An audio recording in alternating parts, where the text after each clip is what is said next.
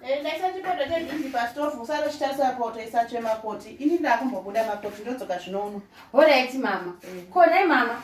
Mapika bhinzi. Ndapika bhinzi makoti. Mama makanga unoti handidye bhinzi. Sorry makoti. No problem, ndokutsvagira tumazaizai makoti. Alright mama. Alright, ndodzoka mamanje. Alright.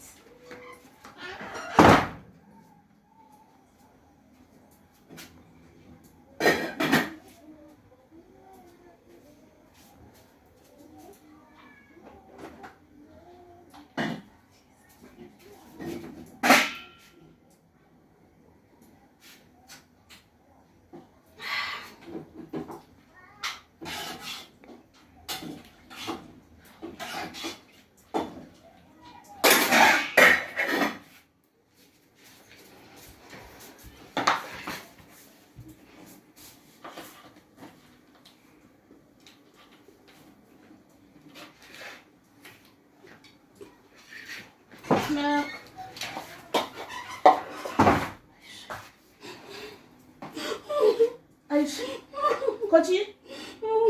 Makoti chi? Mama. Waita sei? Chirwere changu chatanga mama. Chirwere chipi futi makoti? Chirwere chipi? Fonere mewangu kumba kwedu mama. Fonere mama makoti. Chirwere chipi chakaita sei?